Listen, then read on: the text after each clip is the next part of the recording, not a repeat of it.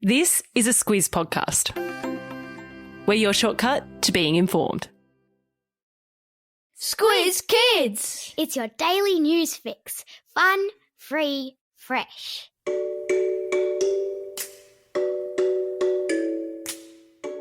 Good morning and welcome to Squiz Kids Today, your fresh take on what's happening in the world around you. I'm Bryce Corbett. It's Thursday, March 17. In Squiz Kids Today, New Zealand opens its doors. Labradors the most popular pup. Ed Sheeran is heading our way and the blind date bilbies. That's what's making news, kids style. The lowdown. And it's a big Aussie hello to our Kiwi cousins. Following the news yesterday, Australians will soon be able to travel to New Zealand without having to quarantine. What's quarantine? In the context of the COVID pandemic, it's when you visit another country and have to spend a week or so isolating in a hotel before you're allowed out to play. The announcement made yesterday by New Zealand's Prime Minister Jacinda Ardern means Aussies will be able to travel to the land of the long white cloud, which is the other name for New Zealand, from April 12 without the need to go into quarantine. It's expected to trigger a flurry of flight bookings as Australians, like bears who have been in hibernation, come blinking back out into the sunlight of international travel again. Did you like that simile? Like bears in hibernation? You can use that in your next English assignment. In any normal year, Aussies make up to 40% of international tourists to New Zealand. Because what's not to love about our cuzzy bros? The clean-up was well and truly underway in the outback New South Wales town of Broken Hill yesterday, after so much rain fell in the region there that it recorded its wettest day in 12 years. For a moment there on Tuesday, the normally dry and dusty Broken Hill resembled a big brown inland sea. Locals watched on in amazement as floodwaters engulfed the centre of town, sending cars floating down the main street like toy boats. There you go, another simile. You're welcome.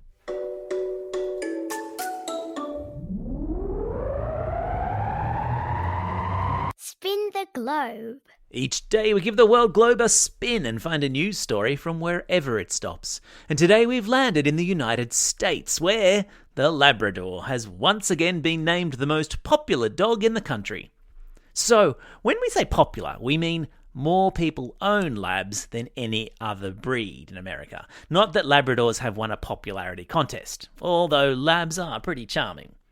The top 5 breeds of dog in the US are Labradors, French Bulldogs, Golden Retrievers, German Shepherds and Poodles, with Beagles, Rottweilers, German Short-Haired Pointers and Dachshunds rounding out the top 10. Shooting up the charts with a bullet were Poodle hybrids. We're talking dogs that are part poodle and part some other breed.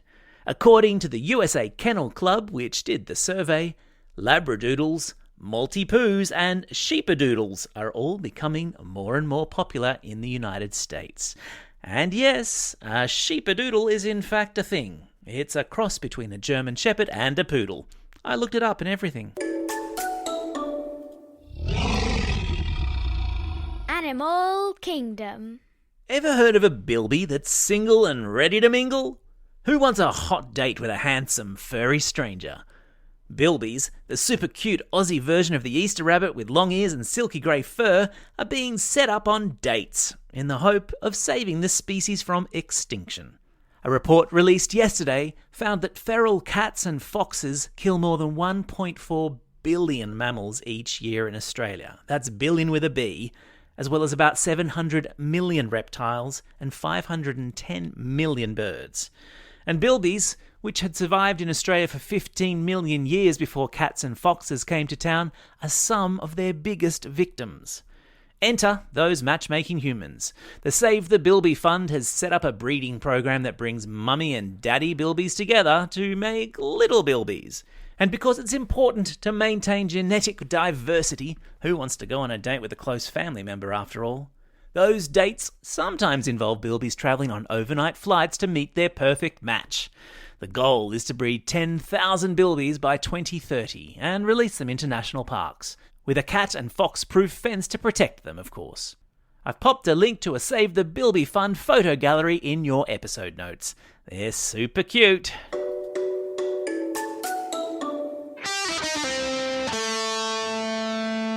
Pop Culture Corner. Ah, live music, concerts, gigs. Remember those? People would stand on a stage and play music, and in a concert hall or stadium you'd sit shoulder to shoulder with complete strangers and share a moment. Well, those days are coming back, baby, and leading the charge of chart-topping artists heading to our shores will be Ed Sheeran, who yesterday confirmed he's heading to Australia for a series of concerts around the country next year. The Shape of You singer sold more than 1 million tickets to his concerts when he was last here in 2018. This time around, he's planning to hit Sydney, Melbourne, Brisbane, Adelaide and Perth. The tour is going to be called the Mathematics Tour, but we're reliably informed there won't be a pop quiz on fractions at the end of it. Time for the Squiz. This is the part of the podcast where you get to test how well you've been listening. Question number 1. Which red-headed English pop star is headed to Australia for concerts next year? That's right, it's Ed Sheeran. Question number 2. What sort of animal has been sent on blind dates all over Australia? Yeah, that's right, it's the bilby. Question number 3. Which country yesterday announced quarantine-free travel for Aussies? Yeah, you got it. It's New Zealand.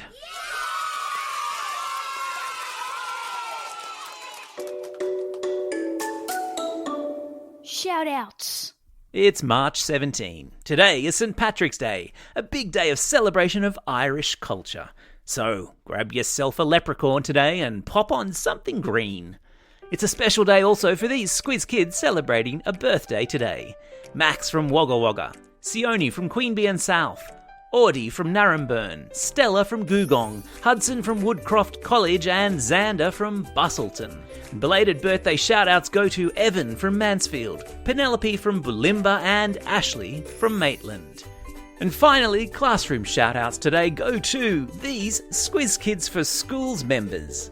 Class HB16 at Woongarra Public School, Class 56EG and Mrs. Glover at Mount Carmel School in Yass, and to Class 2A and Ms. Mercer at Eltham North Primary School. Finally, a shout out to Class 1EG at St Robert's Primary School in Geelong and their teacher Miss Grinter, who's celebrating a birthday today. Don't forget, if you've got a birthday coming up and you'll want a shout out, or if you're after a classroom shout out, drop us a line at squizkids@thesquiz.com.au. Well, that's all we have time for. Thanks for listening to Squiz Kids today. We'll be back again tomorrow. In the meantime, get out there and have a most excellent day. Over and out.